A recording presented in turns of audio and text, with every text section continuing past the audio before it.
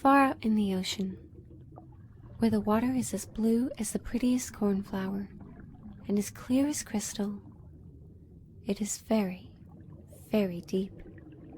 So deep, indeed, that no cable could fathom it. There dwell the Sea King and his subjects. We must not imagine that there is nothing at the bottom of the sea but bare yellow sand. No. Indeed, the most singular flowers and plants grow there, the leaves and stems of which are so pliant that the slightest agitation of the water causes them to stir, as if they had life.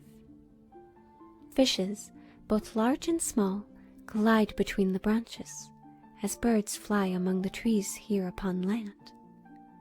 In the deepest spot of all stands the castle of the Sea King. The Sea King had been a widower for many years, and his aged mother kept house for him. She was a very wise woman and exceedingly proud of her high birth. She was, however, deserving of very great praise, especially for her care of the little sea princesses, her granddaughters. They were 6 beautiful children, but the youngest was the prettiest of them all. Ooh, look at that! Aquatics, water, fish, marine life. Oh, I try to make these videos a bit more cinematic and entertaining for you guys. So I went to the aquarium and got some footage and, also narration.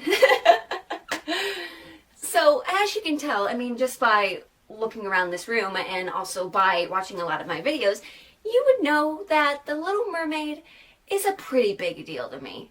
And being that this is part 3 of the Little Mermaid project on this channel, I figured that this would be a great intro into my explanation as to why I'm doing this project in the first place. Hans Christian Andersen wrote The Little Mermaid in 1836. It was first published in Fairy Tales Told for Children by C.A. Reitzel in Copenhagen the following year. My inspiration for this dress came from descriptions written in the fairy tale itself, as well as from my own interpretations and historical study. While the story is set in Denmark, the colors of the Bering Sea, as seen on Deadliest Catch, inspired me to pick a deep teal color, especially because it's my favorite. As for my primary source, Andersen doesn't really offer much information in regards to clothing. While the fairy tale mentions slaves wearing silk and gold, it is written that the prince had a page's dress made for her so she can accompany him on his endeavors in town.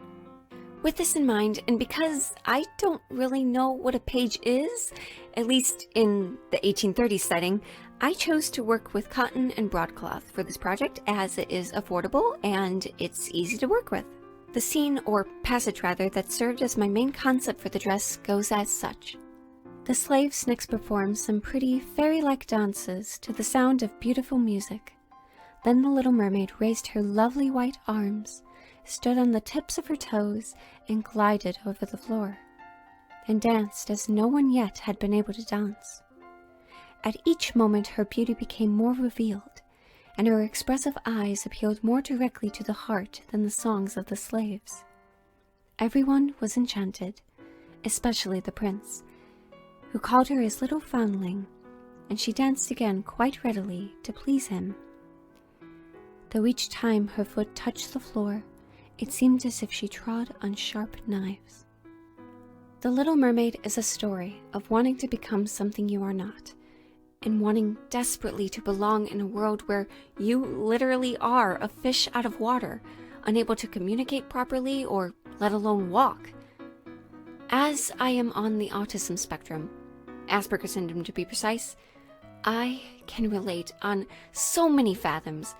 In fact, I can make a whole separate video on why I love The Little Mermaid so much, but I know that'll take quite some time, and this is a sewing video after all, so let me know if you're interested in my theories on autism and The Little Mermaid, and who knows, I might just do it. There is this part in which it's written, "Then the Little Mermaid sighed and looked sorrowfully at her fish's tail. 'Let us be happy,' said the old lady, 'and dart and spring about during the 300 years that we have to live. which is really quite long enough. After that, we can rest ourselves all the better. This evening, we are going to have a court ball. So, I believe what Hans Christian Andersen is saying with The Little Mermaid is, don't try to be someone you're not. Do what makes you happy with the life that you are given, and be grateful for what you already have. And with that, I'm going to do what makes me happy. Let's get sewing! Before anything though, my first mission was to create a pocket. He is truly a hero. What makes him so brave? Maybe it's that heroic music.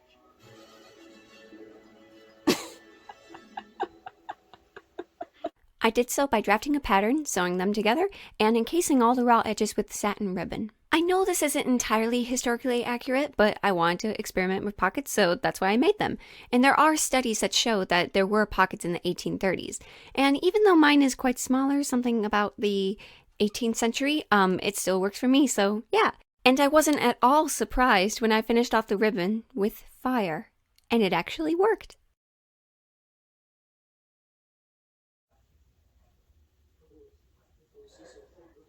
So this is how the pocket turned out. I kind of like it. I like the fact that I actually hand sewed all the seams down because I tried it by machine and it just didn't work out. And also it holds my phone. Wait a second. Wait a second.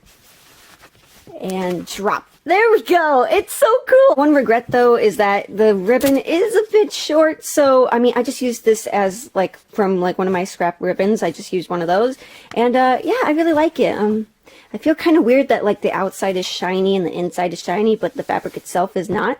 But I don't care. It feels durable and it's just what I need. But in other news, I have made a complete mess of my sewing room. But hey, I have a serger now and I've been practicing on it and I really, really like it. I also got some new parts so I can experiment more with being more professional in my sewing journeys. But the battery on my camera is running low. So I think what I'm going to do right now is just study this thing, see what I actually have to do, and then get this bodice going.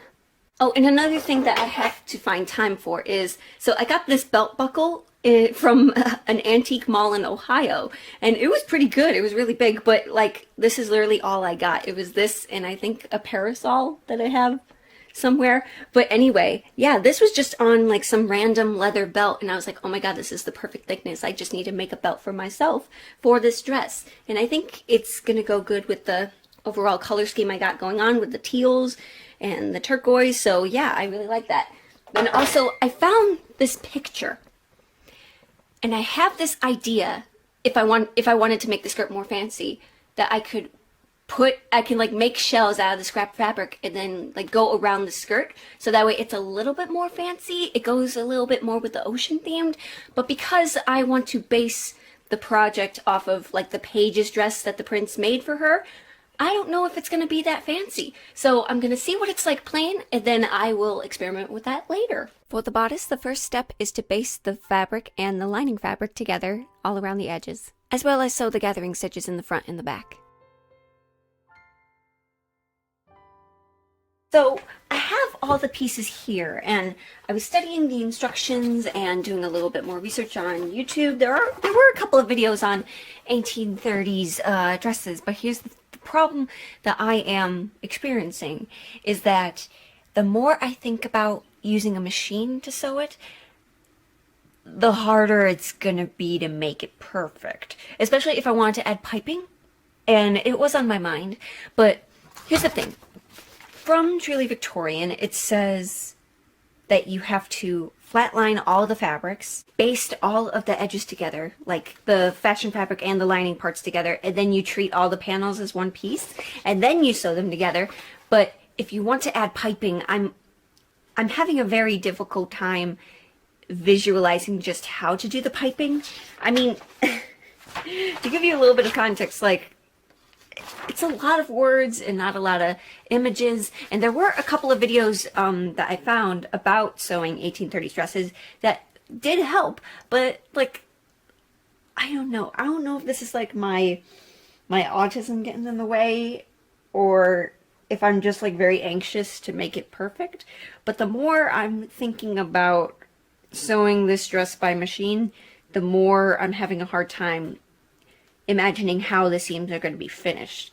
Like if I wanted to add piping. So now it seems like if I really wanted to do this perfectly and I wanted the inside to look clean and I wanted to use piping, it looks like I'm gonna have to hand sew all the seams. That terrifies me, but also I see it as an opportunity to get better at it and to watch more movies while I'm doing it, which is something that I really gotta do because I just did the Disney bundle with Hulu and ESPN, even though I don't watch sports. It's just, I need to think on it some more. How I imagined it was that I would sew all the fashion fabric together and then all the lining panels together, and then I would somehow connect them both so that way the raw edges are in between the lining and the fashion fabric. But then I think about all the extant garments that I do own, and in all honesty, none of the seams are actually going to be touching my skin. They're going to be touching the corset. They're going to be touching the petticoats. They're going to be touching like the chemise. Like none of the seams are really going to be just touching me. And also it's going to be on the inside. So why should I care about finishing the seams? But then you think about how nowadays, like all these seams are serged. Like all of our clothes every day, they're finished some way that it looks pretty on the inside and on the outside. But when it comes to a historical garment, should I really care? I don't know. Another problem that I first saw was that, this is the lining fabric by the way, that on the outside fabric, as I was doing the gathering stitches, there was a lot of tension. Like this fabric just did not want to get penetrated by the needle. And I don't know if it was because the needle was too big or maybe it was the thread, but yeah, that was something that I'm kind of concerned about, especially if I'm gonna hand sew all of these pieces together. But anyway, I'm gonna get to basting them all together and I'm just gonna see how this goes. I have since realized my mistake. I should not have cut the darts open. I should have just left them as it is and drew them out before sewing them together. But anyway, what I did was sew the darts shut with a back stitch and then whip stitch the edges to finish them off.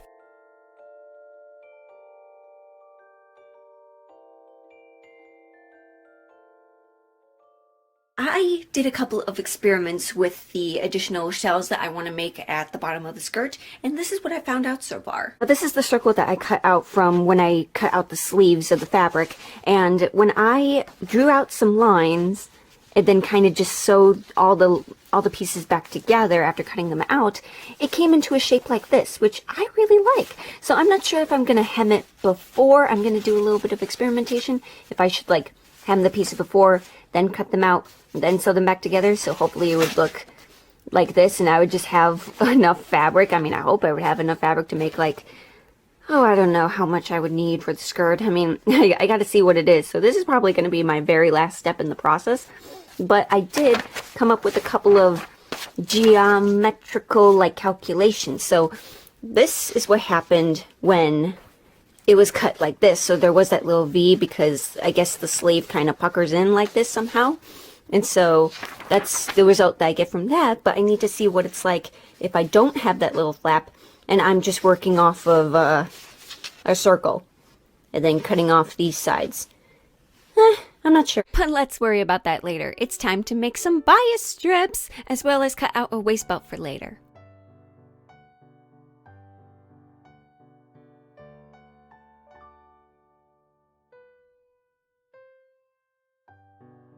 It's time to get down to business and face the cord again. So in order to make the piping, I cut out some bias strips, and honestly, I made them in this perfect arrangement and it looks really pretty, but the problem is that I don't need them like that. The instructions said that for some parts of the bodice you should do it like cut like 1.5 inch strips, and then others say like 2.5 or like 2 inches. I don't know. I don't really remember. It's been a couple days. But I kind of just did them all the exact same width, and honestly, I think I can make it work. Well, I don't really understand to begin with how the bodice pieces are supposed to come together anyway. I did see one video that had them just top stitch, but I'm like, but what about fraying? I don't understand how I'm gonna combat that. But anyway, let's get to work. I'm so glad I created a corded petticoat before this, because I'm well acquainted with creating piping at this point. I wrapped the bias tape around the piping and sewed as close to the cording as I could.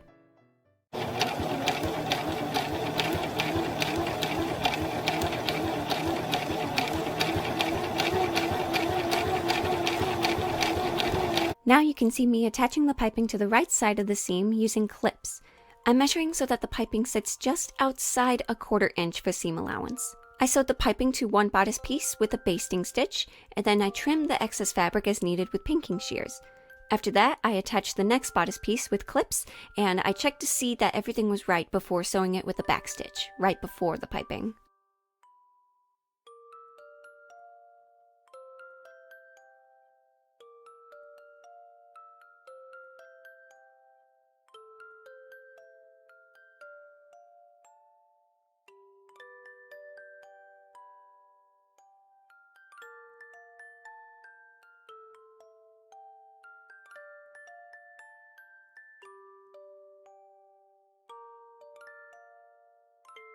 One down, lots more to go. You know, it doesn't matter how consistent I am. It doesn't matter how hard I match everything up.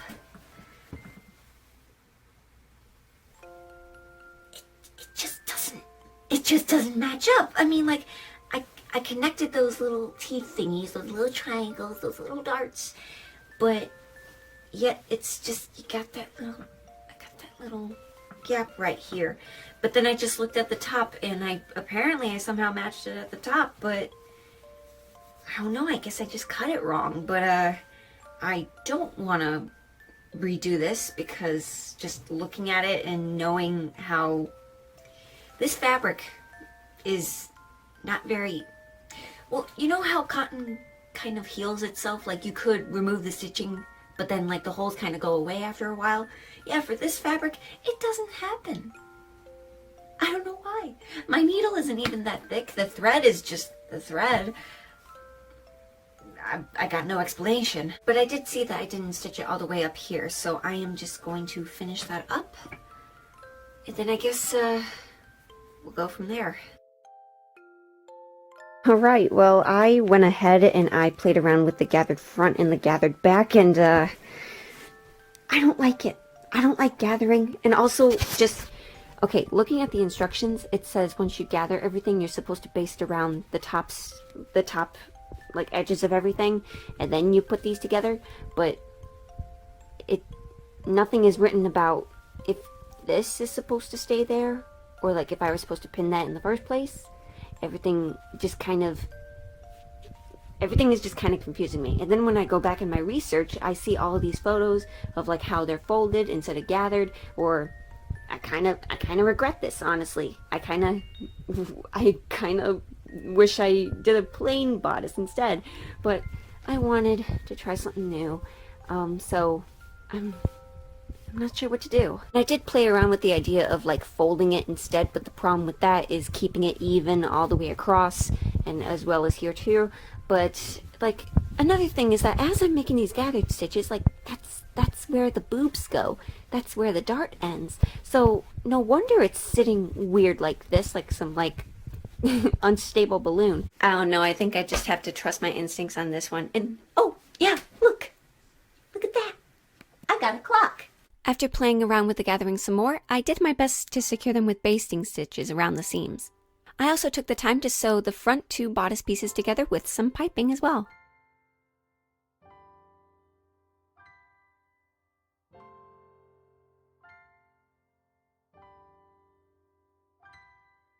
I have a better idea. You're just gonna have to trust me.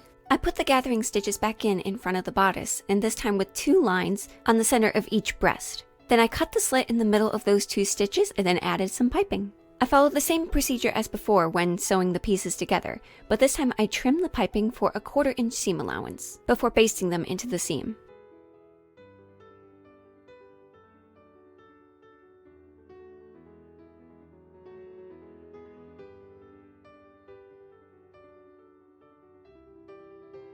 I'm just doing the basting stitches right now, and then I'm gonna flip this over in a way and then do the back stitching just like all the other kind of piping seams that I just did.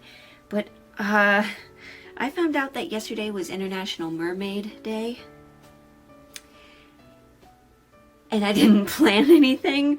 I didn't post anything. I'm terrible at this. Basically 9 times out of 10, if there's a holiday or like an international whatever day, chances are I'm not going to do anything based on that theme. It's just, I kind of like to live my life in my own time. And honestly, that's why this project is so late in the first place, and also why this video is probably going to be very, very fucking long.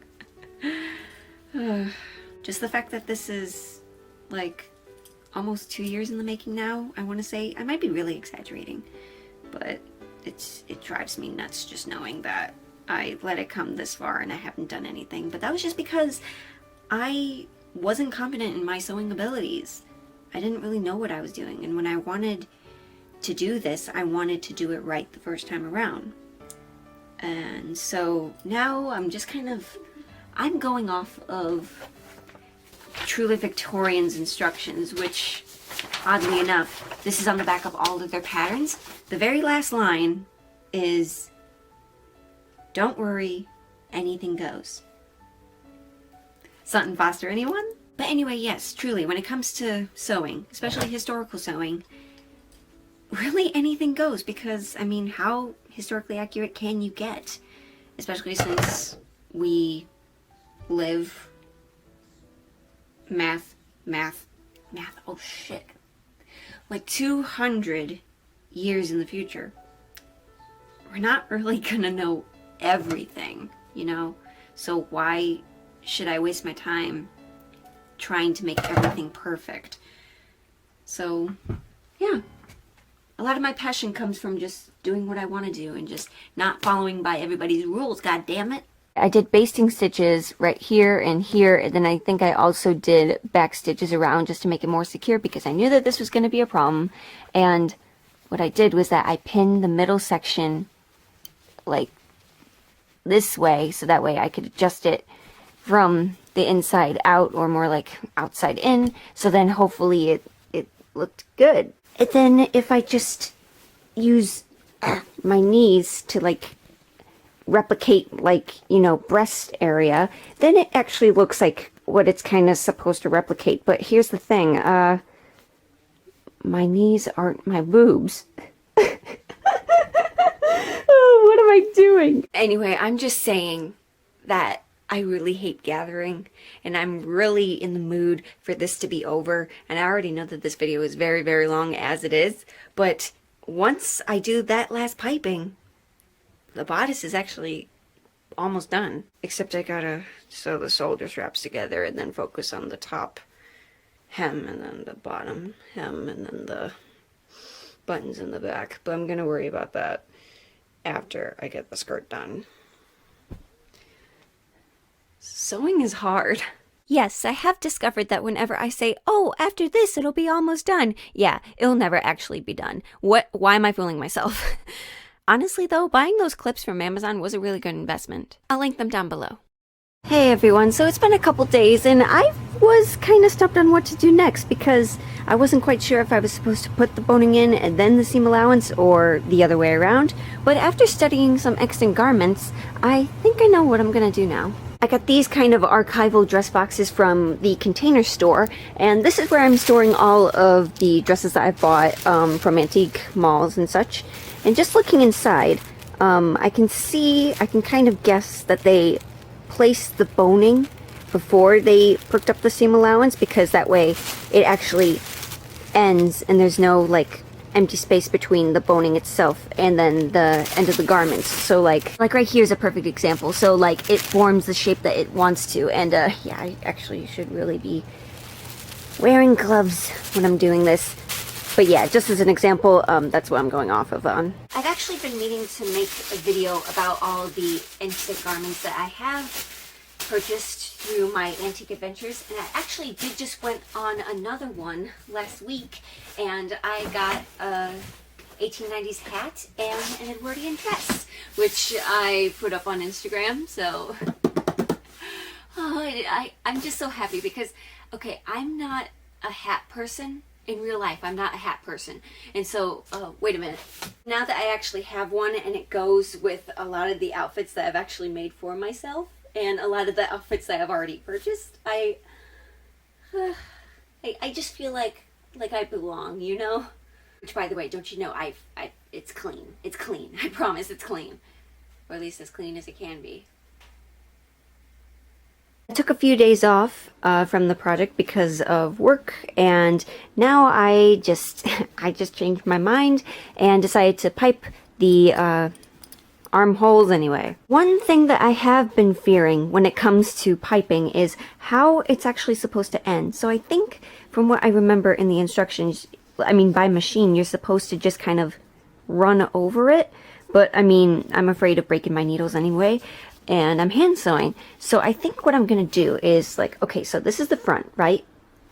Just in case if something does happen, not like I'm going to be doing like any exercises, I think I'm going to have the back one go up this way and then have the front piping over that. So that way if I sew it down, it'll look like relatively something like this. So like kind of seamless, but like it's not going to meet up there. It's gonna... I'm a perfectionist. Like that, okay? It'll be like that.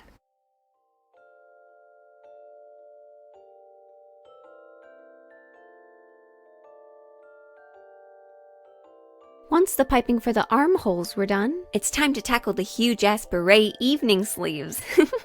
I created gathering stitches around the top as well as the bottom of the sleeve, and then I sewed the bottom of the sleeve to the sleeve band by machine. Once that was done, I turned the other edge of the sleeve band over by 1/4 inch, and then encased the raw edges with a whip stitch.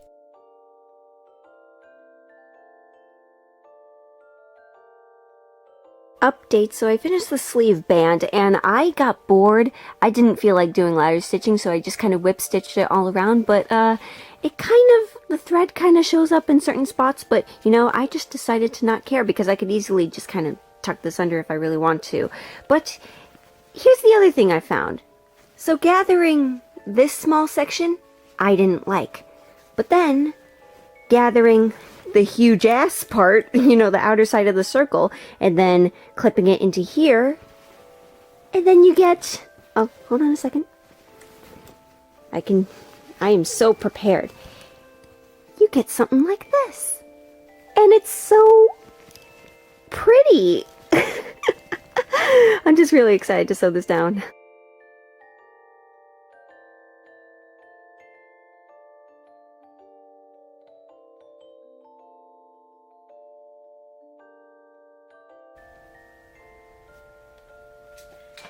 So, well, in theory, in my head, I think like it's supposed to be like more upright like this, but like I understand that physics works and like fabric is just gonna do what it wants, so I think I like this one better. To keep the sleeve support secure, I sewed little loops of thin ribbon inside the armhole. I also did a couple of tug tests to see if I sewed it strong enough.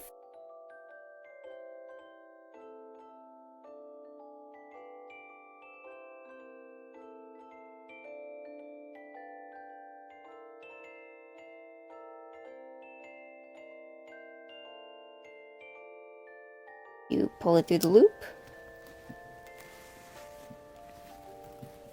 and then up and over into the hole, go down, make this loop, go through that hole again, and then you just do your best to make the knot as close to like the arm, like sleeve support as possible, so that way it stays secure and it's not falling down, okay? There? Right, there we go. Now let's see what it looks like on the mannequin. Okay. Okay.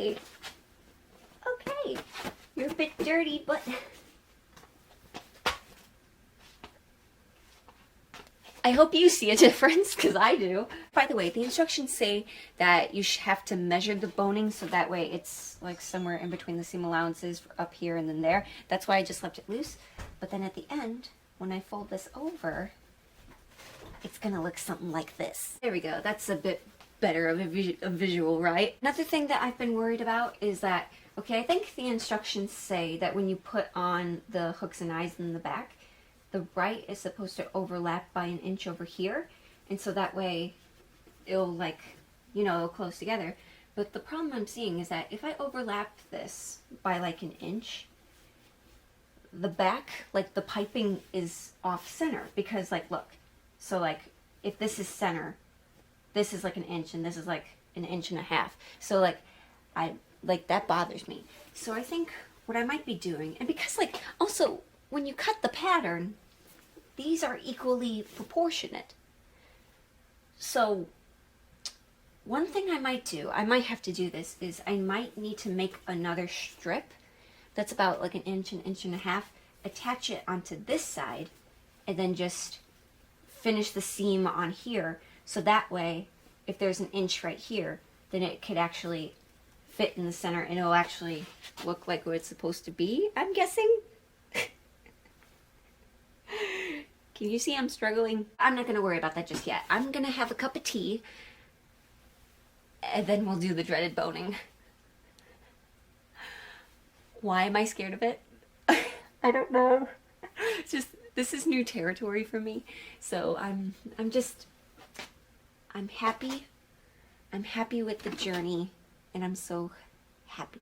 A sad reality has just occurred because I just dug all this stuff up and I found the receipt, and I bought all of these products with the exception of this because that's my father's, July 2020. The boning, or stays as it's called, it says that it should stop 1/4 inch away from the waist seam line, and then it extends to the point of the dart, or 1.5 inches below the armhole. It says for curved edges that you should use spiral boning, which I have collected from somewhere on Etsy that sells corset supplies. Oh, and I also bought these things that is meant to, hold on. It's meant to cover up the ends like this, and I will squeeze this together with some pliers, and I'm going to cut the boning with some boning cutters, which I also bought from the same shop. I just realized that my camera was not recording the whole time. So basically what I did was that I marked where the boning is supposed to end, so a 1/4 inch above the waist seam line, and then 1.5 inches below the armhole. And I did everything except for the back ends here, as well as the center seam allowance. So how I did the boning was that I essentially placed the boning where I wanted it to end, and then I cut it where the place I marked at it was, so that way I could get an accurate measurement. I don't know why, but believe it or not, covering the ends of the boning with these things was a pain in my ass. I don't know why, but they just kept on falling. But in the end, I made sure they did their job. It's 1 o'clock in the morning. I feel like a clam, and I just feel like I should vlog about it. So, okay, good news. I'm fully vaccinated now, or at least I will be in 2 weeks. Yeah, that's happening. And so I felt nothing. I went about my day. I was fine.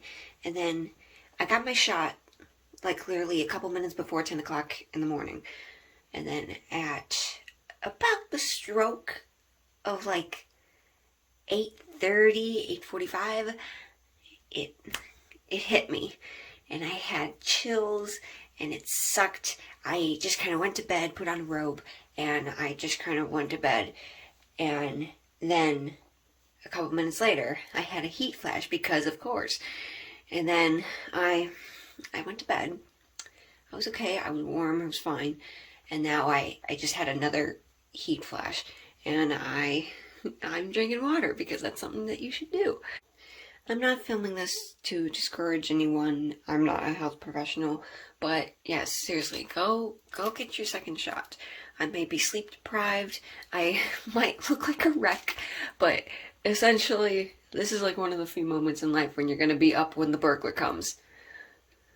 But don't worry about that either. Alright, time to get back to sleep.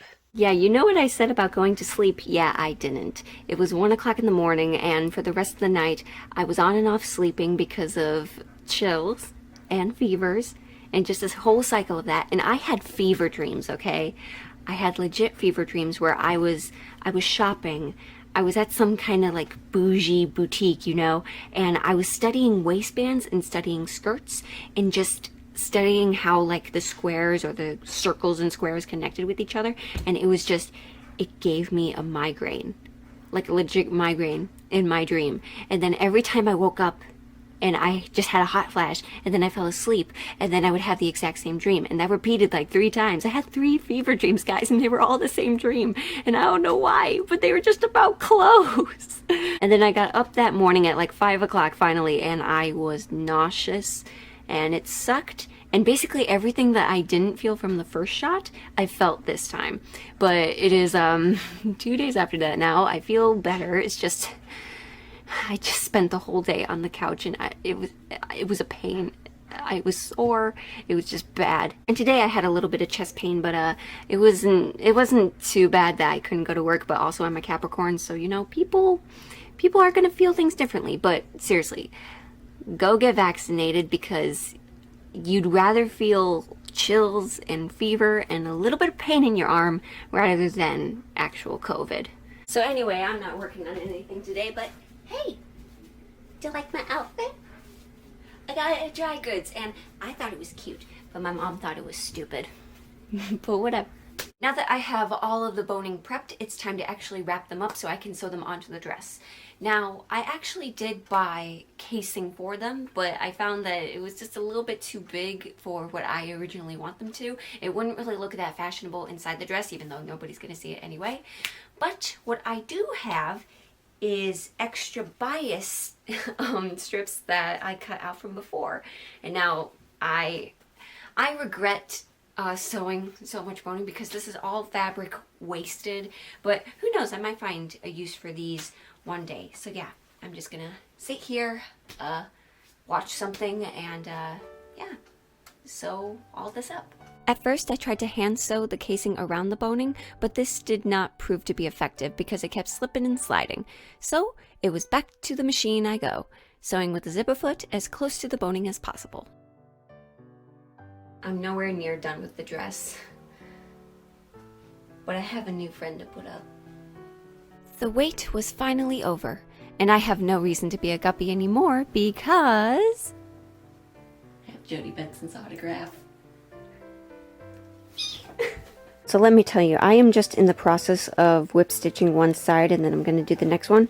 But in the last about half an hour, my thread has broken 3 times, and I'm just doing this section. So I'm annoyed. Yeah, I'm just gonna fold this underneath and whip stitch it on both sides, so hopefully it'll just stay in place over the seam allowance. I was sure to sew the boning to the lining layer only, and this took quite a lot of patience. I placed boning on all the seams except for the center seam, as well as the back edges. It took quite a while, but I am almost done with the boning. I'm on my last one. Already, I understand that this video is very fucking long. I just tried to edit a little bit last night, and it's already around 40 minutes. I don't know if that's gonna be like the end product, but honestly, if you're this far into the video, thank you so much for watching. I know this is a pain.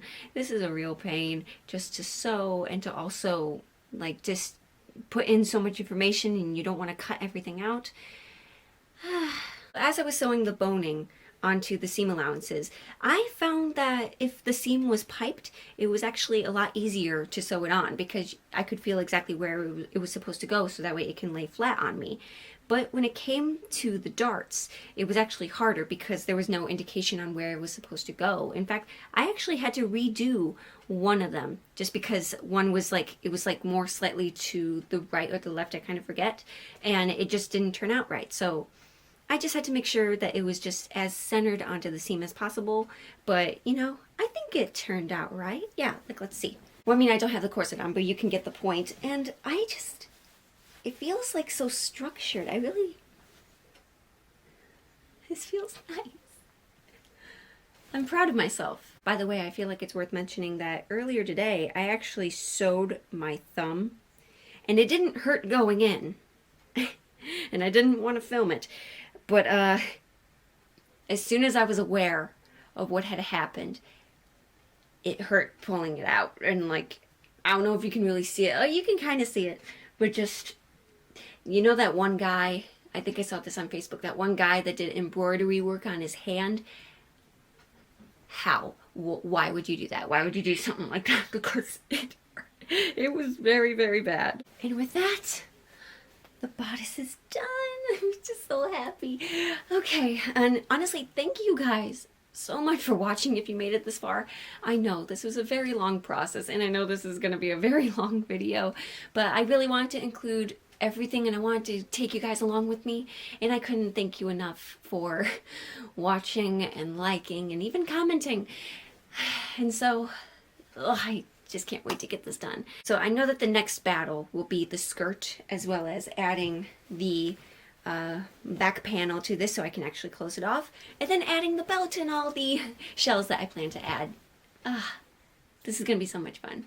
And so, with that, my name is Kaylee. Thank you for watching. Subscribe if you want, and I shall see you in my next sewing adventure. Oh, by the way, I changed my name.